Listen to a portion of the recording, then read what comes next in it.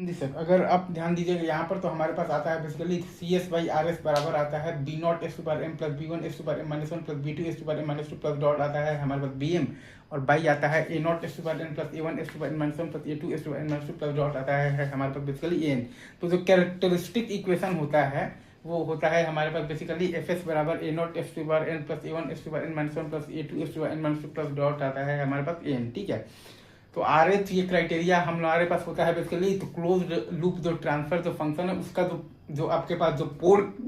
वही आता है वही होता है आपके पास roots of the characteristic equation का रूट। ठीक है, तो हम लोग ये जानते हैं कि C S by R S बराबर आता है हमारे पास बेसिकली न्यूमिनेटर बाई आता है हमारे पास डिनोमिनेटर, और डी एस बराबर 0 होता है हमारे पास बेसिकली क्या होता है तो कैरेक्टरिस्टिक इक्वेशन। तो अब हमें निकालना है कि नंबर ऑफ पोल्स तो कितने हैं on the right hand side of the plane. तो वहीं जो कैलकुलस ना कर हम लोग यहाँ पर करते हैं बेसिकली आर एच जो क्राइटेरिया का मेथड होता है। तो एफ एस बराबर है हमारे पास A not S to power N plus A one S to power N minus one plus A two S to N minus two plus A three S to N minus three plus dot plus है हमारे पास A N. तो हुरविट्ज जो polynomial का मतलब ये आपके पास बेसिकली तो नेसेसरी जो कंडीशन है वो है ये आपके पास बेसिकली तो सफिशिएंट नहीं है, मतलब कि ये होगा तो हो सकता है, अगर ये नहीं होगा तो नहीं होगा ऐसा। तो ऑल आपके पास जो कोफिशिएंट का साइन आपका बेसिकली सेम होना चाहिए, और आपके पास कोई भी कोफिशिएंट आपका बेसिकली वैनिश ना हो, मतलब कि all the power of S must be present in the characteristic equation. ठीक है,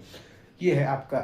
बेसिकली तो रूट एरे बनाना का मैंने आपको मतलब सारा आपको फॉर्मूला और क्या आपके पास जो ट्रिक है वो लिख दिया है। अब इसमें मेन कॉन्सेप्ट ये है कि number of sign change in the first column जो होता है वही मतलब होता है आपके पास number of poles in the right hand side of the plane. अगर सबका साइन आपका सेम है मतलब कि नो साइन चेंज हो रहा है मतलब कि सिस्टम आपका बेसिकली क्या है स्टेबल है, और अगर n टाइम्स आपका साइन चेंज हो रहा है मतलब कि n आपके पास पोल्स है in the right hand side of the plane, और अगर n is not equal to 0 है मतलब कि सिस्टम क्या है आपके पास बेसिकली अनस्टेबल है। ठीक हाँ जी सर, हम लोग यहाँ पर अगर आप ध्यान दीजिएगा हम लोग ये देख रहे हैं बेसिकली स्पेशल केस। अगर आप केस 1 देखिएगा तो फर्स्ट एलिमेंट अगर आपका बेसिकली किसी भी रो का 0 है, ठीक है, और रिमेनिंग आपके पास रो में एटलीस्ट एक आपके पास नॉन जीरो एलिमेंट है, तो ऐसे केस में होगा क्या कि फर्स्ट जो टर्म होगा वो नेक्स्ट रो का इन्फिनाइट हो जाएगा और रूट आपका जो टेस्ट है वो फेल कर जाएगा। तो इसका उपाय यह है कि जो मतलब कि एलिमेंट जहाँ पर 0 आ रहा है उसको आप रिप्लेस कर दीजिए ए स्मॉल पॉजिटिव नंबर एप्सिलॉन से, मतलब कि एप्सिलॉन टेंड्स टू 0 आपका बेसिकली तो प्लस है, और फिर आप वो पूरा वो रूट एरे को कंप्लीट कर दीजिए। ठीक है, अब आप देखिए number of the sign change, आप देखिए यूजिंग बेसिकली तो लिमिट एप्सिलॉन टेंड्स टू 0 आप जब प्लस करेंगे तो साइन चेंज आप देखिए अगर आपका बेसिकली साइन चेंज नहीं हो रहा है मतलब कि सबका साइन अगर आपका सेम है तो स्टेबल है, अगर आपका n टाइम्स हो रहा है आपके पास बेसिकली साइन चेंज, ठीक है, मतलब कि n आपके पास पोल्स है on the right hand side of the plane मतलब कि सिस्टम आपका अनस्टेबल है। और नहीं तो आप limit f tends to 0 fs से है तो s बराबर आप 1/z आप लिख दीजिए और पोलिनोमियल बना लीजिए आप बेसिकली z में, और फिर आप लगा दीजिए आर एच वाला क्राइटेरिया, जैसे कि यहाँ पर एक एग्जांपल भी लिया है तो 132,261 और एप्सिलॉन मान लिया है क्योंकि वहाँ पर 0 आ रहा है, और 1.50 तो 6 एप्सिलॉन माइनस 3 बाई एप्सिलॉन और 10 तो 3/2 minus epsilon square by 6 epsilon minus 3 और 0 आएगा। ठीक है, और फिर मतलब कि आ जाएगा 1, तो 2 बार आपका साइन चेंज हो रहा है, और हम लोग मतलब बेसिकली एस बराबर तो 1/z वाले मेथड से भी करेंगे तब भी वहाँ पर भी आपके पास 2 बार ही साइन चेंज होगा।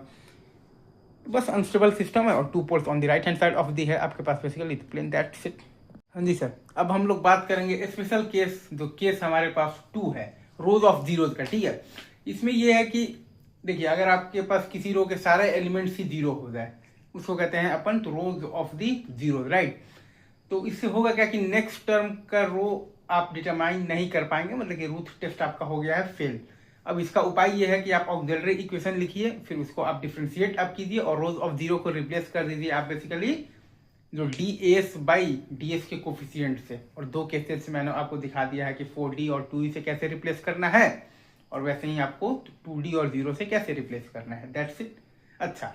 अब इसमें मैंने आपको 3-4 ये पॉइंट्स बता दिए हैं कि ऑक्सिलरी इक्वेशन जो है वो ओरिजिनल आपका जो कैरेक्टरिस्टिक इक्वेशन है उसी का पार्ट है, उसके रूट्स जो हैं वो ऑलरेडी वो कैरेक्टरिस्टिक मतलब कि इक्वेशन के ही रूट्स हैं। जो आपका जो कैरेक्टरिस्टिक इक्वेशन है उसी को फैक्टराइज आप करेंगे तो एक फैक्टर आएगा आपके पास auxiliary equation, as simple as that. अच्छा, अब इसमें अगर आप ये देखिएगा कि ऑक्सिलरी इक्वेशन ऑब्वियसली ये भी है कि हमेशा इवन डिग्री इक्वेशन ही मतलब कि आएगा, मतलब कि रोज ऑफ जीरो उसके नीचे वाला मतलब कि हमेशा ऑड पावर ऑफ एस में ही आएगा, ये बहुत इंपॉर्टेंट क्राइटेरिया है। और चूंकि ऑक्सिलरी इक्वेशन एक इवन डिग्री इक्वेशन है ठीक है। और वो भी आपके पास कैसा है आप देख ही रहे हैं, जैसे कि DS4 प्लस ES² और प्लस F जैसा है, या फिर आपके पास DS² और प्लस E जैसा है। मतलब कि आप चाहें तो आप यहाँ पर बेसिकली S² को T मान सकते हैं। तो इससे जो S² का रूट आएगा, फिर S का रूट आ जाएगा आपके पास प्लस माइनस वो। तो roots of the auxiliary equation will always be symmetric basically, मतलब भाई तो किसके रेस्पेक्ट में, तो with respect to the origin. तो केसेस बनेंगे 5, और वो 5 केसेस में मैंने बता दिया कि अगर आपके पास रोज ऑफ द जीरोज आया है, मतलब कि या तो सिस्टम अनस्टेबल है और नहीं तो सिस्टम आपका मार्जिनली स्टेबल है। हाँ, वहां पर जो ऑक्सिलरी इक्वेशन के रूट से आप देखिएगा तो S बराबर आपके पास प्लस माइनस J ओमेगा आता है, ओमेगा फ्रीक्वेंसी होता है, इजी पॉइंट। अच्छा, अब आइए आप यहाँ पर मेन पॉइंट्स पर। तो मार्जिनली स्टेबल होने का मतलब है कि रोज ऑफ जीरो होगा ही होगा, लेकिन अगर रोज ऑफ जीरो है तो जरूरी नहीं है कि सिस्टम आपका मार्जिनली स्टेबल ही हो सकता है कि सिस्टम आपका अनस्टेबल भी हो जाए। अच्छा, RH ये क्राइटेरिया बताता है कि number of poles in the right hand आपके पास बेसिकली प्लेन कितना है, और order of the characteristic equation बताएगा कि नंबर ऑफ पोल्स कितना है। ऑक्सिलरी जो इक्वेशन है वो बताएगा कि number of poles on the imaginary axis कितना है। तो इससे आप निकाल सकते हैं number of poles on the left hand plane भी निकाल सकते हैं, ठीक है। अच्छा, अब इसमें 1-2 पॉइंट और ये भी है कि आपके पास RH जो क्राइटेरिया बताता है कि number of poles in the right hand plane आपके पास बेसिकली तो कितना है, मतलब कि सिस्टम अनस्टेबल है या नहीं है, ठीक है। ठीक है सर।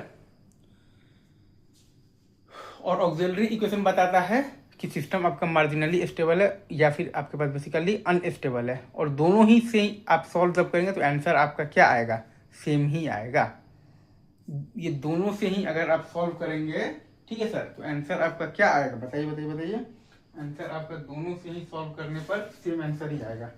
मेरा यहाँ पर कहने का तात्पर्य यहाँ पर ये है, एक बार मैं लिख कर बता देता हूँ आपको। मैं यहाँ पर आपसे ये कह रहा हूँ कि दोनों ही तरीका से अगर आप तो करेंगे तो सेम रिजल्ट ही आएगा, ठीक है। सेम आपके पास बेसिकली तो रिजल्ट ही आएगा, चाहे आप ये यूज करें या आप ये यूज करें, दोनों से अगर आप निकालेंगे तो सेम आपका रिजल्ट ही आएगा, ठीक है। चलिए सर आगे बढ़ते हैं।